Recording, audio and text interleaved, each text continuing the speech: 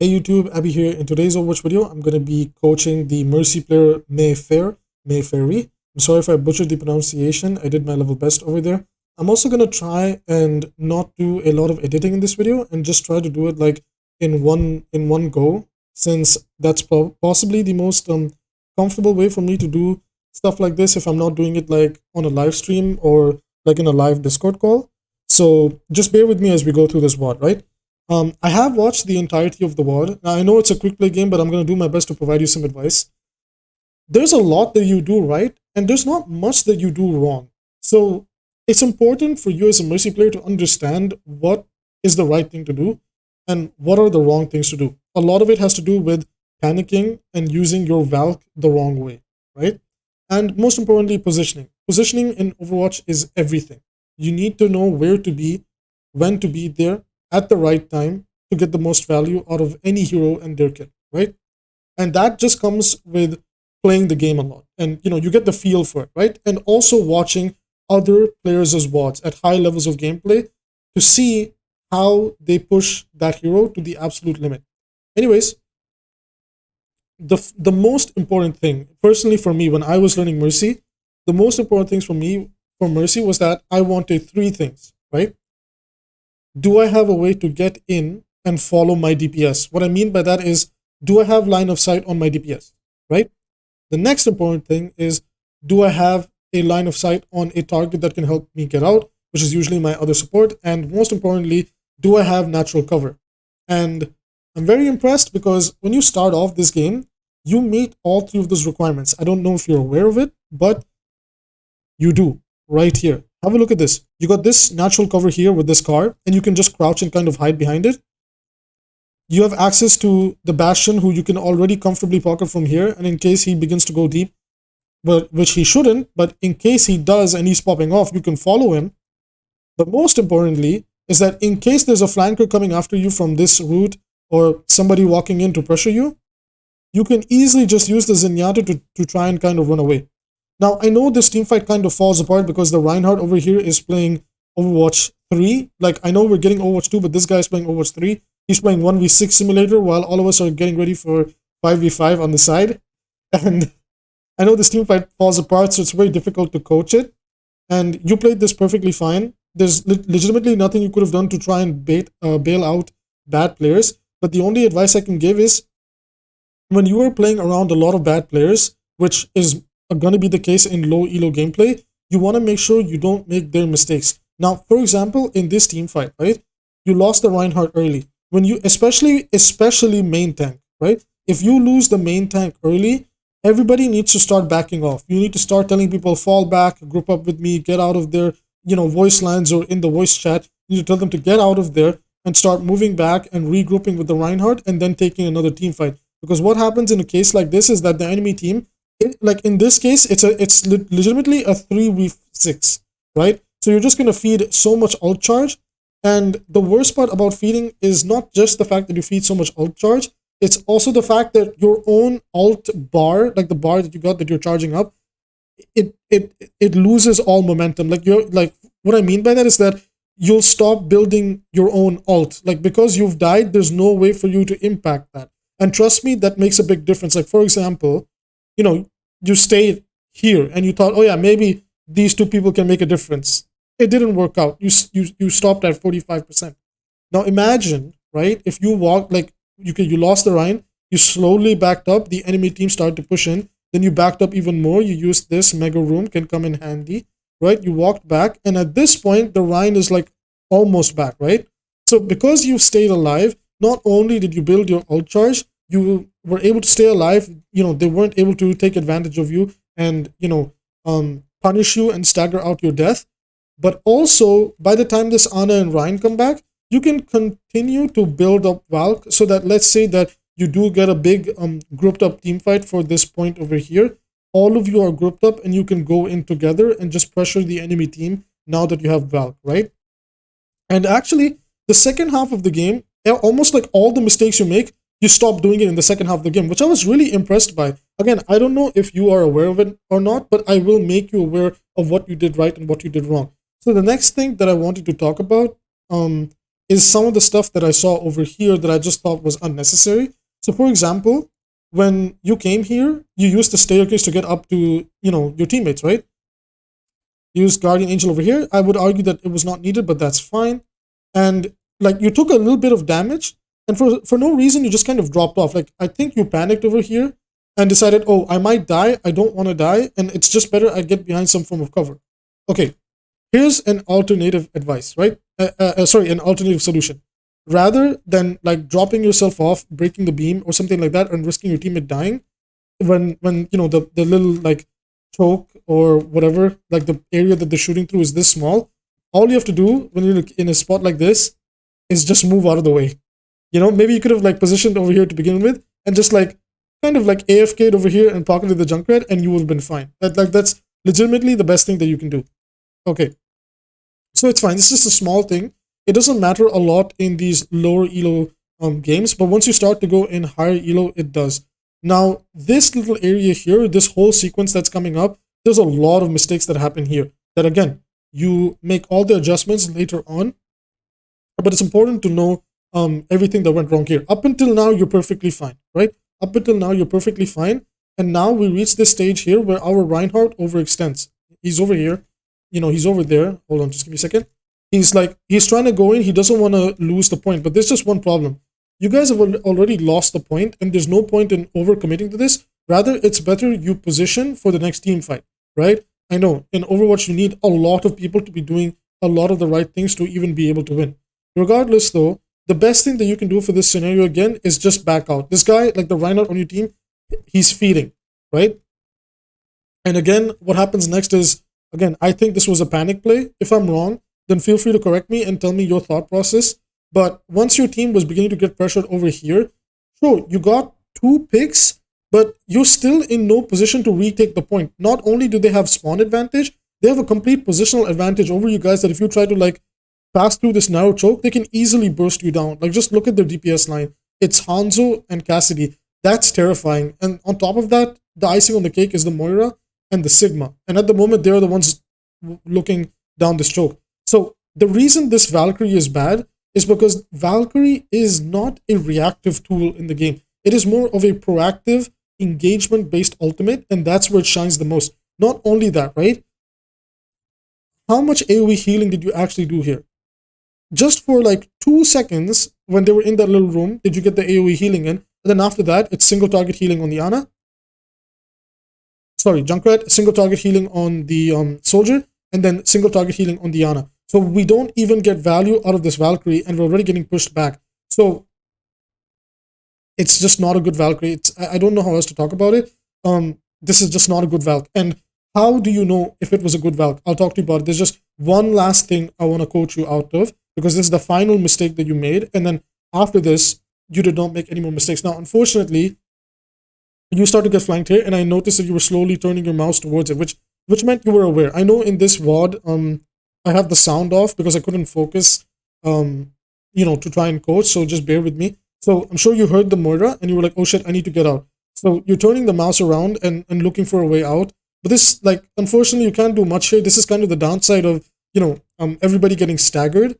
Like, everybody getting separated because of deaths. Not everybody is grouped up. And a lot of these fights are like so all over the place that allows for plays like this to happen. It's also a cool shot of Moira. Anyway, so yeah, so you die here, and there's not much more you could have done except one small thing that I want to add on. In this point over here, when she starts pressuring you, you decide that you want to jump away and get to cover. That is a great decision. Except there's one problem. When you start jumping, there's a little moment here where you start to glide. It gives her more time to keep this beam connected to you. You glide, you go back to dropping normally, then you glide again, and then you Guardian Angel. That actually gave Moira just the few milliseconds she needed to keep that beam connected onto you to push your HP bar all the way down to 2 HP. So if you're in that scenario where you might be getting pressured and you're like in flight, just let yourself drop completely. Like just drop and then just try to find cover. Don't try to like glide it out, because when you're gliding, it makes, not only does Mercy's hitbox expand, but it also it becomes easier for other people to shoot you, right? Like for that very reason, because the hitbox has expanded. So just keep that in mind, right? There are places where gliding is actually the answer sometimes to escape, or maybe draw out a fight, or to bait out like some form of an engagement. But more often than not, you just want to be careful about it, right? Anyways, so those were the common mistakes that I saw you make. And the final mistake that you were making was that you play too much in main. And what do I mean by that? Is that you're playing way too much out in the open rather than relying on corners and natural cover. Please try to make that a habit. Because once you start climbing with Mercy, and I'm confident that you're going to start climbing with her, and you should really believe in yourself, because you actually play a pretty solid Mercy in the second half of this game, is once you start using natural cover and your corners more effectively, the enemy DPS won't be able to take full advantage and get a free pick on you. And let me show you what I mean by this little moment over here. So going into this team fight, you want to get to your team. So use the staircase. No need to kind of waste Guardian Angel, right? So we use Guardian Angel, and I think you press spacebar, or you use shift to cancel the momentum, and it kind of like, you didn't reach the Orisa, you just kind of like flung yourself around, right? So again, the safer route was to just take the staircases, and again, you try to chase after, like, this is the thing that you didn't understand.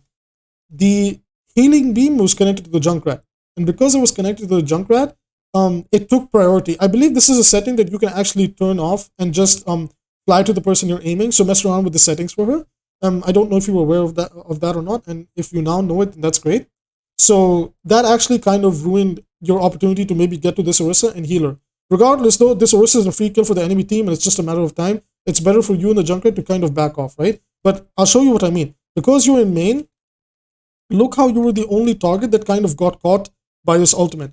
The Junkrat didn't get caught because he was kind of in the corner, and well, the Sigma ult radius just barely missed him. But it becomes easier for the enemy team to kind of scout you out that, oh, there's our free kill, And let me show you what I mean. Look at the Sigma. Look who he's aiming for. Let's move over to the Sigma. I believe he's F7, right? Look at that. You spent the longest time in main. Like, if we kind of watch his perspective over here, just give me a second. Look at that. Look at his reticle. He wants you more than anybody else. That's a compliment, right? Because he knows the value that you bring to your own team. So he's gonna chase after you, and that's what makes playing in corners really, really important. Because let's say if you play around this corner, right? Even if the Sigma manages to pressure you, you can just move over to this mega room, and then you can hide. And he's forced to completely like come all the way here, and you've already baited him into your team. So sure, your team comes to help you here, but it's still something you should keep in mind, yeah? Okay, so the mistake is still coming up, right? About playing in main, because I just want to show you a perspective, right? So this is the final piece of advice I got, because after this, you really do adjust your gameplay. Do not bail people out that are making mistakes. If you have teammates that are overextending into a fight that's been lost, like remember what I said about the Ursa? She's gone, right? You're down to a 5v6, I believe, yeah. And you want to take this team fight slowly, which means that you guys want to just kind of pull back, wait it out, see if you can get a pick. If not, then just regroup with the Ursa and then push in. Or, well, no, there's no or. That's actually the way to kind of win this fight. Or, sorry, yeah, what I meant was that, or if you get a pick right now, then completely snowball. And what I mean by snowball is that everybody just runs in together and starts getting picks. However, unfortunately, that's not going to happen. You can see the Reinhardt's already, again, playing Overwatch 3, World of Warcraft, 1v6ing on the side. And your Junkrat is in a very awkward position. Now, this is weird. I know you tried to get to the Junkrat, but the Guardian Angel mechanics, you really need to have a better understanding of that. This is another instance where Guardian Angel is going to get you killed. Now, in this elo, lower elo, this Hanzo does not land a shot, right? But when you start going up, at least to Diamond, the Hanzos at Diamond and even like High Plat, they will start to land these shots where they need to punish you, right? But again, same advice is that, do not try to bail out these players that make these mistakes, because you are now adding that same mistake to your own, arsenal. You're making the same mistakes as they are. You shouldn't be here to begin with, right? So now, because you try to overcommit with your DPS, first of all, he's not going to win that fight. And now let's have a look at who the enemy team is looking at, right? They've identified that, oh, there's a Mercy in main for some reason of all places, right? So like the enemy team, this Sigma, he's turning to look towards you. Look at that. He's got you in his line of sight. The Baptiste has got you in his line of sight. The Hanzo is looking towards you. this is not a position that you want to be in. So if you can adjust stuff like this, you're going to be an amazing Mercy player. But you already do that in the following third phase of the map. And I'm only going to refer to one team fight because you proceed to do this throughout throughout the rest of the map anyway for the next 6 minutes, which is really, really good. And you know, I'm fairly certain the video is being drawn out for way too long now. Let's have a look at this upcoming team fight. You have Valkyrie coming up, and I believe your team is regrouping after a team fight that was lost. Now, you know that the enemy Moira likes to flank because she has done like 2-3 flanks now, right? Again, in between the wards. I'm skipping some stuff here and there. So, you're pocketing your DPS. This is perfectly fine. Just play around corners. You don't always have to move, right? You don't always have to move. You can just hold a corner and just kind of just sit here and just look at your soldier. You don't have to keep moving erratically and, you know, risking putting yourself in line of sight. Now, you can kind of see that Moira is now, you know, pressuring your team. And this is actually the best Valkyrie you've done, and I'll explain why. Again, I don't know if you were aware why this was a good Valkyrie, but I'll explain why. Valkyrie is used as an engagement tool and in a proactive way to start team fights so that you can draw out the team fight as long as possible for your team to be in an advantageous position, right? None of your teammates are in a position right now to punish this Moira. So I really love the initiative you take over here to go and punish this Moira yourself. This is actually a good decision, but it came with a cost. But that's fine because we have one of the most powerful abilities in the game, Resurrect.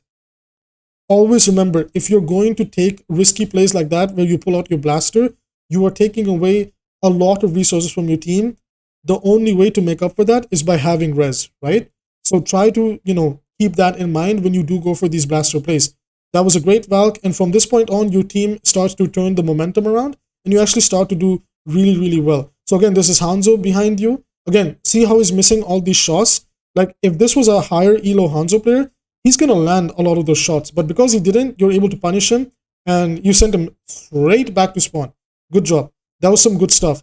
Again, once you start climbing, you're going to notice that a lot of these teammates will start to turn around a lot more and look behind a lot more. Even you, from now on, I noticed you were turning around and looking back a lot more because you were aware that the Moira is coming. Ah, there you go. There it is. I really like this. This shows your awareness. This shows that you have what it takes to improve on the fly in the game itself. A lot of people, they don't even learn in the game themselves the mistakes they make. So just, you know, evaluate yourself as you're playing the game. Am I positioned right? Am I near corners? Are there health packs nearby? So just keep that up, and I promise you're going to become an amazing Mercy player. Only really use main if you have a shield that's available to you. If Reinhardt's brawling, or if Orissa's there, or Sigma's there, or, you know, you're diving with Winston, only then can you like really go in. Now this is bad. This little thing you did back here. Now granted that you guys won the team fight, but don't try and rest this guy, right? Because he's already so close to respawning, you might as well just let him come back.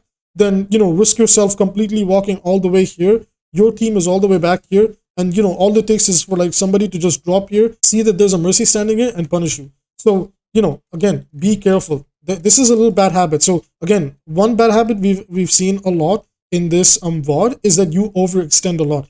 Try to reduce the overextension, all right? Other than that, you're a pretty solid Mercy player. I really don't know what else to add on. The only other way to kind of talk about Mercy here would be to really talk about from a very deep team play perspective, but that is in a more macro environment where the team comp and all this is a lot more important. But from an individual perspective, I feel like I've given all the advice that I can, and I really do hope it helps you, Mayfairy. Again, I like the turning around to check for the flanks and the helping out the Junkrat. That's great. Keep that up.